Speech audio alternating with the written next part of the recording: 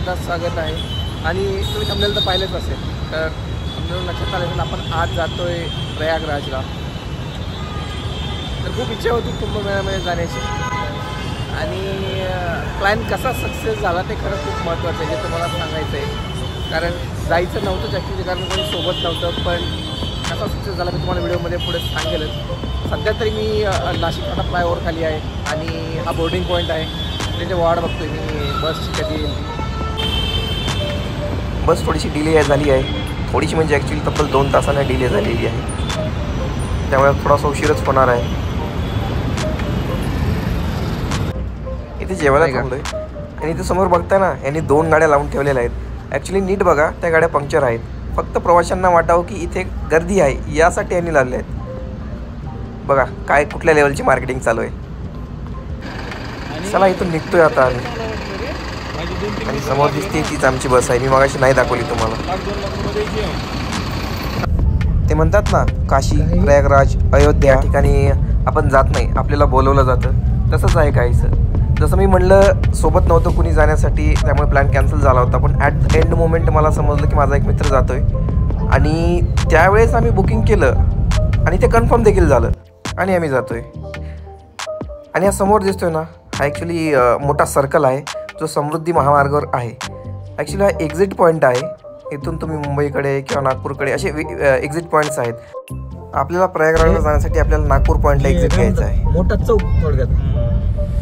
इथून मोठ्या मोठ्या ठिकाणाची नाव आहेत. पाठीमागून आलो आपण, तो तिकडे मुंबईचं एक्झिट आहे आणि इकडं पाठीमाग अमरावती नाव होतं ना. खूप हिरवळ आहे इकडे. आसपास नद्या असल्यामुळे यांच्याकडे खूप हिरवळ आहे. सगळी शेतं हिरवी आहेत यांची. आपल्या इकडे काय असतं यावेळेस? कुसळं.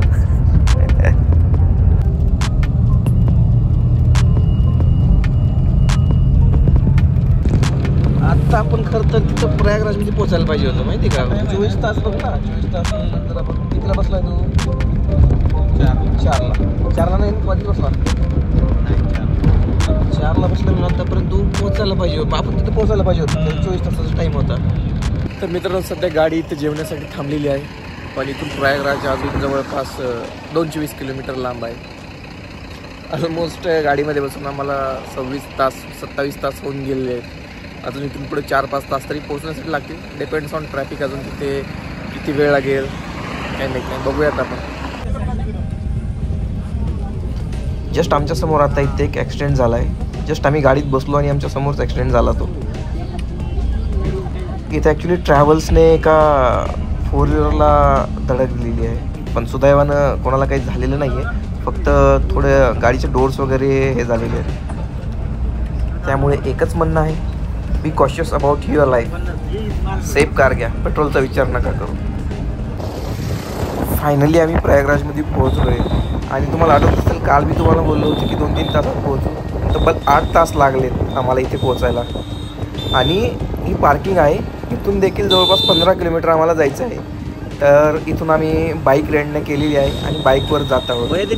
आणि तुम्हाला 200 रुपये पर पर्सनमध्ये ते इथून घेऊन जातात बाईकवरती. डिपेंड्स आहे तुमच्या निगोशिएशनवरती किती निगोशिएट करता येते. ते ॲक्च्युली 500 म्हणत होते, पण आम्ही 200मध्ये ठरवलं त्यांना.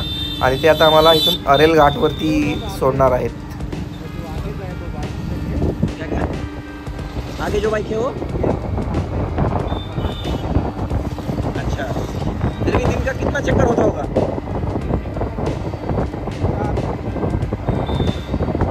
अब अरेल घाट से त्रिवेणी संगम जाने के लिए बोट वाले कितना लेंगे वहाँ से? त्रिवेणी संगम जाने के लिए बोट वाले कितने लेंगे वहाँ से? अभी हम अच्छा ओके, आपको पता नहीं. लोग आते हैं, उनको पता होगा ना, फिर उनको पता होगा, उनसे पूछ लेंगे.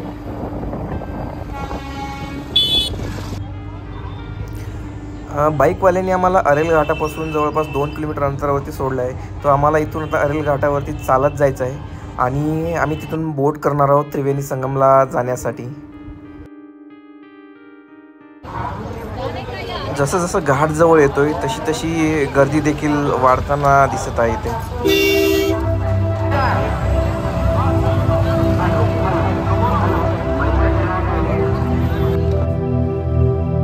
फायनली आम्ही इथे बोट केलेली आहे आणि आम्ही जे ट्रॅव्हल्समधून आलो होतो त्यातले 5 लोक आम्ही सोबत आलो. सो आम्ही प्रायव्हेट बोट केलेली आहे.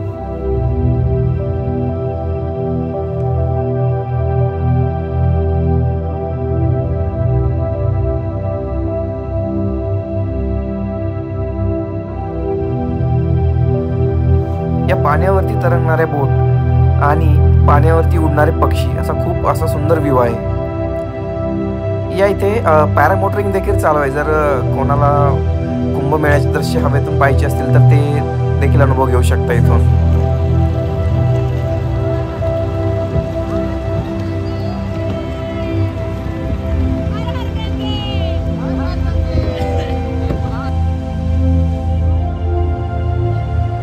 प्रयागराजमधील हा त्रिवेणी संगम गंगा, यमुना आणि सरस्वती या नद्यांचा आहे. यामध्ये सरस्वती ही नदी गुप्त आहे.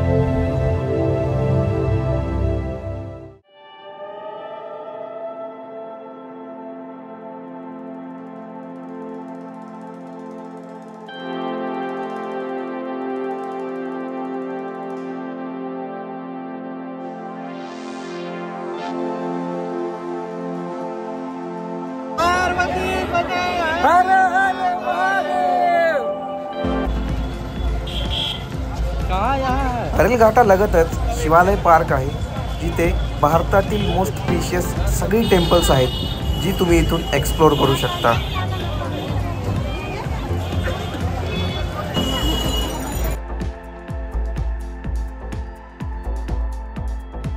आम्ही काही लगतची प्लेसेस एक्सप्लोर केली, पण नंतर असं कळलं की गर्दीमुळे सर्व मंदिरे बंद ठेवण्यात आलेली आहेत. त्यामुळे मग उद्याची बुकिंग असल्या कारणाने आम्ही लगेच तिथून निघालो आणि आता इथून जाऊन आम्हाला हॉटेल बुक करायचं आहे. आज आम्ही स्टे करणार आहोत आणि मॉर्निंगला रिटर्नचं कन्फर्मेशन आहे. सो जाऊन तिथे हॉटेल पण बुक करायचं आहे.